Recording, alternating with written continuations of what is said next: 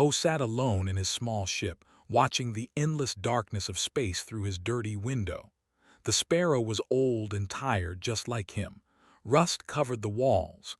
The engine made strange sounds, but it was his home and it kept him alive. He was 34 years old, but he felt much older. Once he had been a military engineer. Once he had worn a uniform and believed in something. That was before he refused to leave wounded soldiers behind during a retreat. His commanders called it disobedience. He called it being human. They discharged him, and he became a salvage operator, collecting scrap metal from dead ships.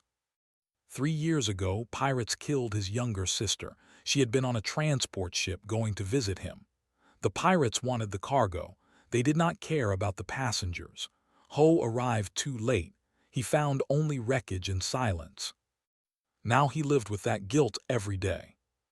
His navigation computer beeped. He looked at the coordinates on his screen. An alien merchant named had given them to him 2 weeks ago, just before dying from a strange illness. Had owed Ho a debt for saving his life once. These coordinates were the payment. Something valuable, had whispered. In the graveyard, something that will change everything. The graveyard was the most dangerous region in known space.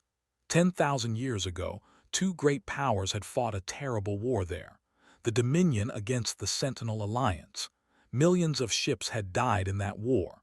Now their corpses floated in the darkness, a field of metal graves stretching across light years. Most salvage operators avoided the graveyard.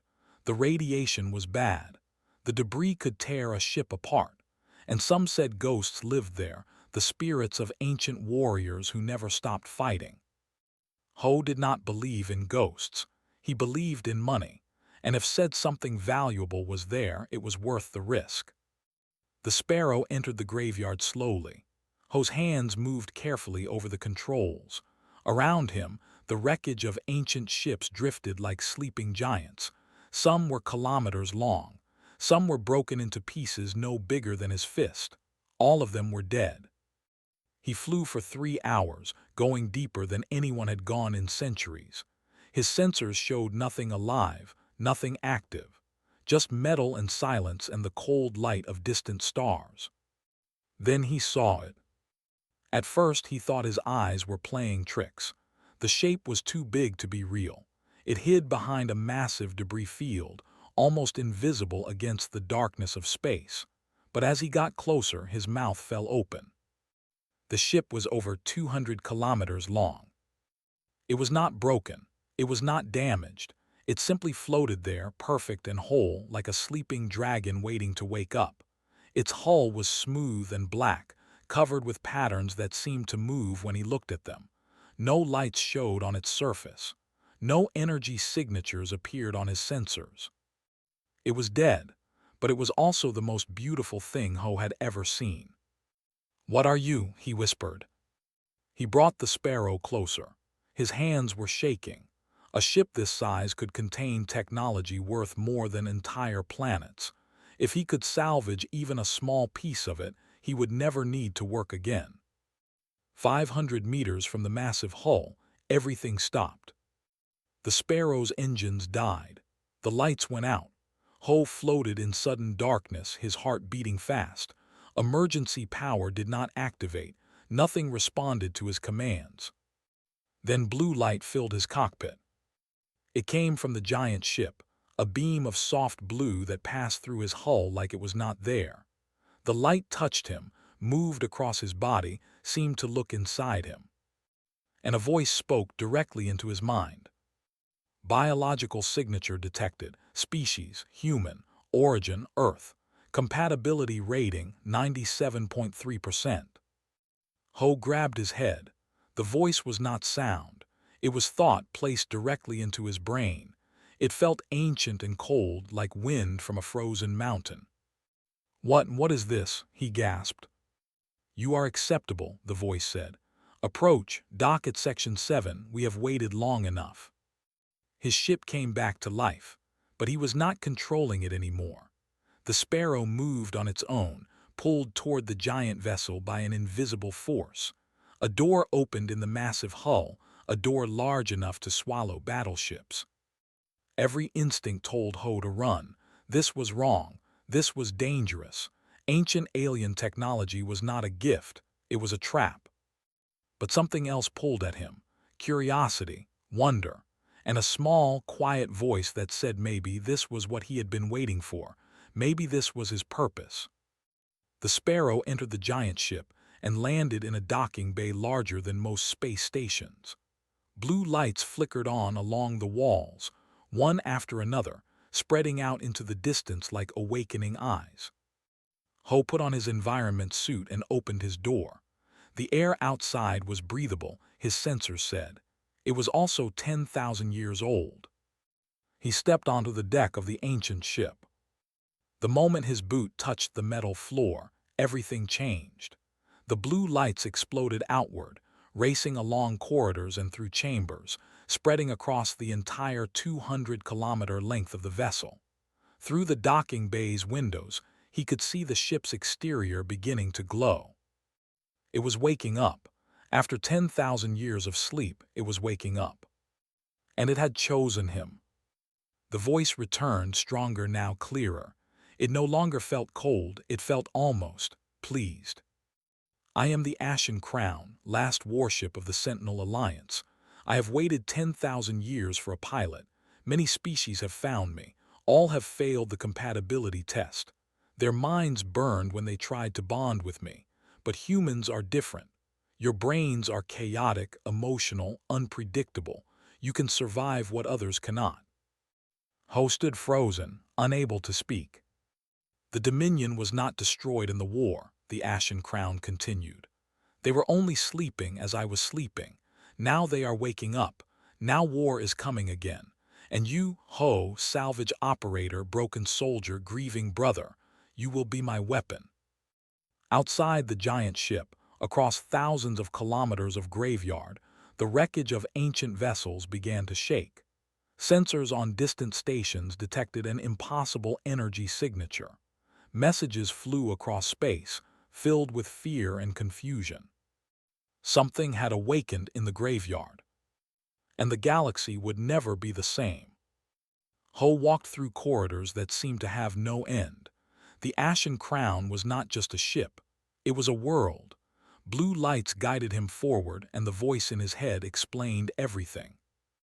The Sentinel Alliance was formed 12,000 years ago, the Crown said. 17 species joined together to fight the Dominion. They consumed everything. They ate planets. They absorbed entire civilizations. They could not be reasoned with. They could not be stopped, only destroyed. Ho passed through chambers filled with strange machines. He saw gardens where alien plants still grew under artificial suns. He found weapon bays holding missiles the size of buildings. Every step revealed more wonders, more impossible technology. The Sentinels created living ships, the Crown continued. Vessels with artificial minds able to think and learn and grow. But these ships needed pilots, biological minds to guide them, to give them purpose. Without pilots, we were only metal and energy. With pilots, we were gods of war. Why humans? Ho asked. His voice echoed in the empty halls. We did not exist when your war was fought. We were still living in caves. We knew you would come. The Sentinels studied the galaxy, predicted which species would evolve. Human brains are unique. Most species think in straight lines, logical patterns. When they bond with a living ship, the connection overwhelms them. Their minds break. But humans think in chaos. Your emotions, your creativity, your stubbornness. These things protect you. They make the bond survivable. Ho stopped walking. Ahead of him, a massive door opened, revealing a chamber filled with soft white light. In the center sat a chair made of flowing metal, surrounded by cables that moved like living snakes. The pilot's throne, the Crown said. Sit, bond with me, become what you were meant to be. Fear gripped Ho's heart. He thought about running. He thought about returning to his small ship and flying away, forgetting this place, going back to his simple life of salvage and survival. But then he thought about the pirates who killed her and the weakness that let them do it. He thought about all the years he had spent running from pain instead of fighting against it. He sat in the chair. The cables moved instantly. They wrapped around his arms, his legs, his chest. One cable touched the back of his neck, and pain exploded through his entire body. He screamed. The bond was not gentle. It tore through his mind like fire, breaking down walls he did not know he had built. Memories flooded him, but they were not his memories. He saw battles among the stars. He saw planets burning. He saw the previous pilot of the Ashen Crown, an alien with silver skin and 6 arms, dying in this same chair as enemy weapons struck the ship again and again. He felt the Crown's loneliness. 10,000 years of drifting in the dark, waiting, hopping, slowly losing faith that anyone would ever come. He felt its fear of its hatred of what they had done, its desperate need for purpose. And somewhere in that storm of foreign thoughts and feelings, Ho found himself. He was still Ho, still human, still broken in his own ways but not destroyed. The chaos of his mind, the emotions that made him weak, they also made him strong enough to survive this. The pain faded. The cables released him. He opened his eyes. Everything was different. He could feel the ship. Not just see it or hear it, but feel it like an extension of his own body. He knew the location of every corridor, every chamber, every weapon system. When he thought about the engines, he felt them humming with power. When he thought about the shields, he sensed them surrounding the hull like armor.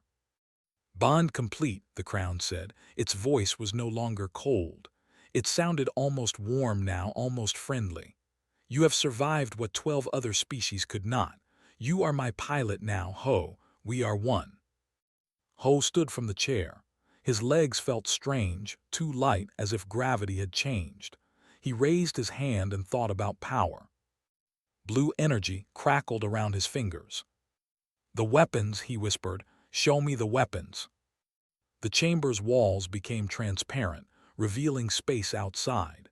His sensors, now part of his thoughts, detected an asteroid floating 50,000 kilometers away. Without thinking, without even understanding how, he reached out with his mind. A beam of white light shot from the Ashen Crown. The asteroid vanished, turned to dust in an instant. Ho laughed. It was not a happy laugh. It was the laugh of a man who suddenly understood that everything had changed. "We need to contact someone," he said. "Earth needs to know about this." The Crown agreed. Communication systems activated, and soon Ho was speaking with Admiral Ro-sun, commander of Earth's frontier fleet. The admiral was 58 years old, with gray hair and suspicious eyes that had seen too many lies. "You expect me to believe this?" Admiral Ro said through the hologram display. "A salvage operator found a 200-kilometer warship from an ancient alien war, and now he controls it." "I can show you proof," Ho said. "Send a ship to observe. I will demonstrate the weapons." "I am sending more than one ship. I am sending a fleet. And when they arrive, you will surrender that vessel to proper military command. This is not a request, Ho. This is an order." Ho felt anger rise in his chest. The Crown felt it too, and responded with its own cold fury. "I do not take orders from you anymore," Ho said quietly. "The ship chose me. Only I can pilot it. If you want to work together, we can talk. But the Ashen Crown belongs to no government. It belongs to no fleet. It is mine, and I will use it as I see fit." Admiral Ro's face turned red, but before he could respond, the Crown interrupted. "Long-range sensors have detected enemy vessels. Scout ships, 47 light-years away, heading toward human colonial space. Estimated arrival at nearest colony, 3 months." The anger drained from Admiral Ro's face. Fear replaced it. He asked, "The Dominion from the histories, they actually exist?" "They exist," the Crown confirmed.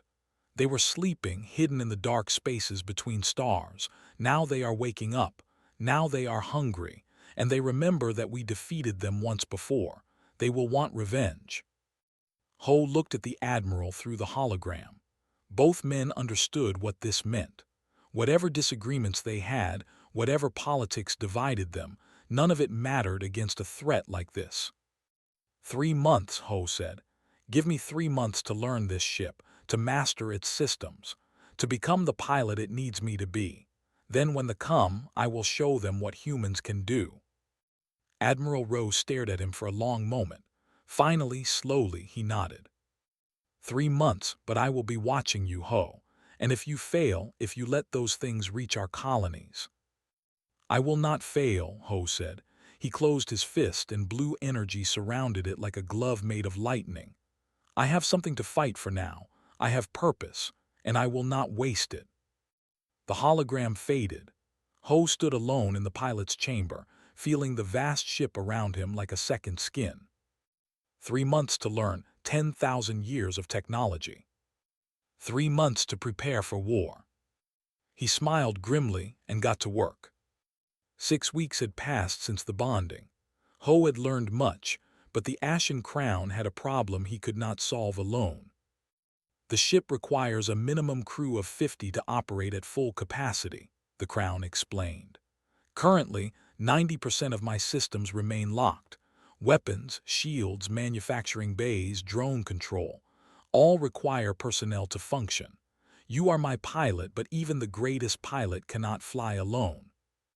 Ho sat in his command chair, looking at the star map floating before him. The scouts were getting closer every day. He needed help, but he could not trust the military. Admiral Rowe would try to take control of the ship. Politicians would fight over who owned it. By the time they stopped arguing, they would already be eating human colonies. He needed people who would follow him, not their own ambitions. I know where to start, he said. His first recruit was in a prison transport. Hana was 29 years old, a weapons engineer who had worked for the military until they arrested her. Her crime was unauthorized modifications. She had improved a defense satellite's targeting system, making it 50 times more effective. But she had done it without permission, and the military did not like soldiers who thought for themselves. Ho intercepted the prison transport at the edge of the system. When the guards saw the Ashen Crown on their sensors, they surrendered immediately. No one wanted to fight a ship that could destroy planets. Hana walked onto the Crown with chains on her wrists and fire in her eyes. She was small, with short black hair and hands covered in old burns from working with dangerous materials. Why should I help you? She asked. You are just another military man. You will use me until I am no longer useful, then throw me away. Ho held up a data pad. On it was information about the Crown's weapon systems, technology 10,000 years more advanced than anything humanity had ever seen. I am not military anymore, he said. I am something new, and I am offering you access to weapons that make everything you have ever built look like children's toys. Help me save humanity from and you can study anything you want. Improve anything you want. No permissions needed. Hana looked at the data pad. Her angry expression slowly changed to wonder, then to hunger. The hunger of a scientist who had finally found something worthy of her genius. Show me the weapon bays, she said. His second recruit required a different approach. Was 45 years old, a former Special Forces commander who had become a mercenary after leaving the military. He was big and trusted no one, but he owed Ho a debt. 5 years ago, Ho had saved Sun from a collapsing mine on a frontier world. The boy had been trapped under rocks, and Ho, still a military engineer at the time, had spent 14 hours digging him out while everyone else said it was impossible. Ho found on a mercenary station, drinking alone. I need soldiers, Ho said, sitting across from him. I need someone who can train farmers and mechanics to fight like warriors. I need someone I can trust to watch my back when everything goes wrong. Looked at him with tired eyes. I am done with wars. I am done with watching good people die for bad reasons. Ho showed him the data on the images of destroyed worlds, records of consumed civilizations, the horror that was coming for humanity. "This is not a war for governments or corporations," Ho said. "This is a war for survival. If we lose, there will be no humanity left, no children to save from mines, no futures to protect. I am not asking you to fight for me. I am asking you to fight for everyone." Stared at the images for a long time. Then he finished his drink and stood up. "I will need weapons, good weapons."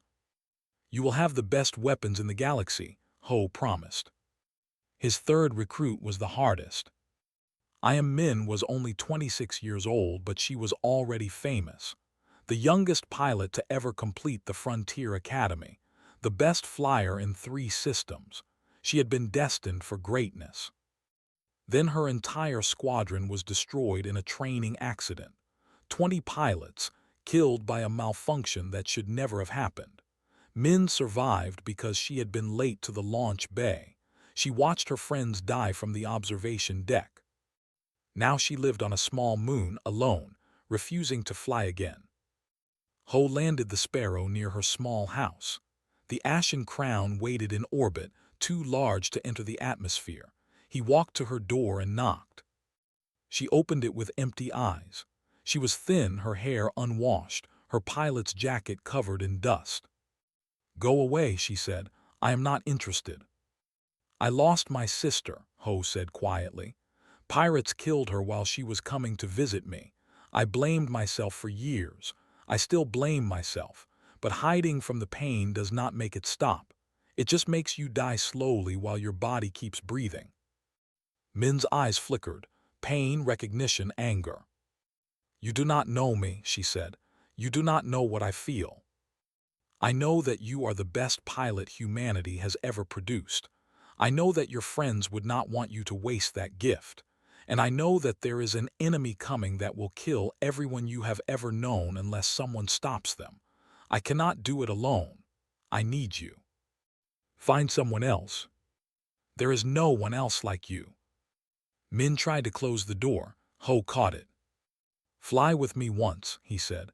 "Just once. See the ashen crown. Feel what it can do. If you still want to stay here after that, I will never bother you again." She stared at him, then slowly she nodded. When Min first saw the crown from the cockpit of the Sparrow, she stopped breathing. When she felt its power through the neural link Ho shared with her, tears ran down her face. "It is beautiful," she whispered. "It needs a pilot," Ho said. "Someone to fly it when I cannot, someone to be my second. Will you be that person?" Min wiped her tears. For the first time in months, something like life returned to her eyes. "Yes," she said. "Yes, I will."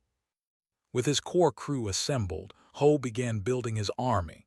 Volunteers came from everywhere. Soldiers who did not trust their governments. Engineers who wanted to see alien technology. Pilots who dreamed of flying among the stars. Within 2 weeks, he had 70 people aboard the Ashen Crown. And just in time. The attack on 4 came without warning. 30 scout ships dropped out of faster-than-light travel above the colony world. They began firing immediately, destroying defense satellites, killing orbital platforms. On the surface, 3 million humans looked up at the sky and saw death coming. The Ashen Crown arrived 4 minutes later. Ho felt the ship around him, felt his crew at their stations, felt the weapons charging with power older than human civilization. He was still learning. He was still making mistakes, but he had enough.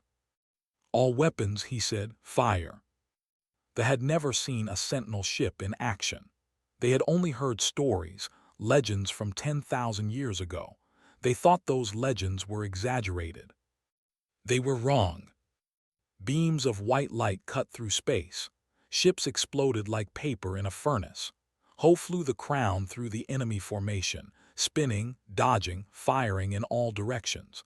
Hana directed the secondary weapons, commanded the marine teams standing ready for boarding actions. Min monitored the systems, calling out targets and threats. In 12 minutes, 28 ships were destroyed. The crown took damage, shields weakening, hull breached in 2 places, but it survived. Two enemy scouts escaped into faster-than-light travel. They will report, the Crown said grimly. We'll know a sentinel ship has awakened. They will respond. Ho watched the enemy ships disappear. He thought about what was coming. Bigger fleets, stronger enemies, and something called a name. The Crown spoke with fear in its ancient voice. Let them come, Ho said. We will be ready. But deep inside, he wondered if anyone could truly be ready for what was coming. 6 more weeks passed. The Ashen Crown fought 7 battles against forces, winning each one. Ho learned the ship like a musician learns an instrument. Every weapon, every system, every secret chamber became part of him.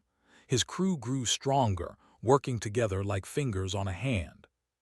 But fame brought problems. On Earth, politicians watched the news feeds with worried eyes. The Ashen Crown was too powerful. Ho was too independent. Director Bai, head of Earth's Defense Council, saw danger in every victory. He is building his own empire, Director said at a secret meeting. Today he fights tomorrow he might decide he does not like our policies. What happens when the man with the biggest weapon disagrees with our government? She was 52 years old, with silver hair and a voice like cold steel. She had spent her entire life fighting for Earth's safety. She did not trust anyone with power, especially someone who answered to no one. Send the Third Fleet, she ordered. Escort the Ashen Crown to Earth for integration into proper command structure. If he refuses, consider him a threat to human security. The Third Fleet found the Crown near the nebula. 40 warships surrounded the ancient vessel, their weapons pointed at its hull. Admiral Rowe commanded the fleet. He had argued against this mission, but he followed orders. His face appeared on Ho's communication screen, tired and unhappy. Ho, he said formally, you are ordered to surrender command of your vessel to the Earth Defense Council. You will be given a fair hearing on your actions. If you cooperate, there will be no conflict. Ho stood in his command chamber, his crew watching him with nervous eyes. Hana had already calculated the battle. She leaned close to him. We could destroy them in seconds, she whispered. The Crown's primary weapon would cut through their shields like they were not there. I know, Ho said. Then why are you hesitating? Because they are human, because they are scared, because killing them would make me exactly what Director fears. He opened the communication channel. Admiral Rowe, I will not surrender this ship. It chose me and only I can pilot it. If your fleet tries to board us, you will fail. If you try to destroy us, you will fail. But I do not want to fight you. We have a real enemy out there, and every ship we lose fighting each other is a ship that cannot fight the. Admiral Rowe looked at him with conflicted eyes. I have my orders. And I have my conscience. Tell Director that the Ashen Crown will defend humanity, but it will not be controlled by politicians. If she wants to work with us, we can discuss terms. If she wants a war, she will lose. The standoff lasted 3 hours. Ships aimed at ships. Soldiers waited for orders that would mean death. On Earth, Director watched through satellite feeds, her finger hovering over the command to attack. Then everything changed. Long-range sensors across human space detected a massive energy signature. Something was moving through the darkness between stars, something so large that it bent light around itself like a traveling black hole. The consuming dark had awakened. The Hollow King was coming. The Crown's voice filled Ho's mind with cold terror. He was the greatest of the warlords. In the ancient war, it took 500 sentinel ships to stop him. They did not destroy him. They only trapped him in a containment field, sacrificing themselves to create an eternal prison. But the field has weakened over 10,000 years. Now he is free. On every screen, images appeared. A ship the size of a moon, dark and terrible, covered with weapons that could crack planets like eggs. Inside it, merged with its systems, was himself, a creature of metal and flesh and hunger, 200 meters tall, ancient beyond measurement. 3 frontier colonies lay in his path. Before anyone could react, he destroyed them. 20 million humans gone in minutes. The political conflict ended immediately. Director's face appeared on Ho's screen, pale with shock. "What is that thing?" she asked. "That is what I have been trying to warn you about," Ho said. "That is why we cannot waste time fighting each other. Director, I am not your enemy. That monster is. If we do not stop it together, there will be no humanity left to govern." Director stared at the images of destroyed colonies. Her political calculations meant nothing now. Her fears about Ho's power seemed small compared to this. "What do you need?" she asked quietly. "Time, support, and for you to stop treating me like a threat and start treating me like an ally." She nodded slowly. "You will have it, but Ho, if you fail." "If I fail, none of us will be alive to care." Over the next week, Ho and his crew studied everything the Crown knew about. The ancient memories were terrifying. The Hollow King had consumed entire species, absorbed their knowledge, added their strength to his own. His ship was not just a vehicle. It was an extension of his body, filled with the digested remains of millions of victims. "The original strategy cannot work," the Crown admitted. "There are no other Sentinel ships awake to create a containment field, and even if there were, it only delayed him last time. We need a permanent solution." Ho thought for days. He studied human military history, looking for inspiration. How did small forces defeat larger ones? How did weak armies beat strong enemies? The answer was not better weapons. The answer was different tactics. "We cannot beat him in a direct fight," Ho said to his crew. "His ship is larger, his weapons stronger, his experience greater, but he is also arrogant. He destroyed 500 ships 10,000 years ago. He thinks nothing can challenge him." "So what do we do?" Min asked. "We do not fight his ship, we kill him." Silence filled the room, leaned forward. "You want to board that thing. Infiltrate a moon-sized vessel controlled by an ancient monster." "Yes." "That is insane." Ho smiled grimly. "I was a salvage operator 6 months ago. Now I pilot the most powerful ship in human space. Insane is my specialty." He laid out the plan. The Crown would create a diversion, using its drone swarms and weapons to draw attention. Meanwhile, a small team would enter the consuming dark through maintenance ports too small for the main defenses to notice. They would plant explosive charges at key points, weakening the ship's systems. Then they would find Chamber and kill him directly. "The Crown calculates a 3.7% survival chance," Ho admitted. Hana shook her head. "Those odds are terrible." "They are better than the odds I had as a salvage operator. Better than the odds my sister had when pirates attacked her transport. Life does not give us good odds. It gives us chances, and I intend to take mine." One by one, his crew nodded. Hana, Min 20 volunteers who knew they might not return. They were afraid. They were uncertain. But they were also human, and humans had always been willing to face impossible odds for the people they loved. "We leave in 3 days," Ho said. "Get ready, we are going to kill a god." The graveyard stretched before them, filled with the corpses of ancient ships. Ho had chosen this battlefield carefully. The debris would mask their approach. The ghosts of the old war would hide them from enemy sensors.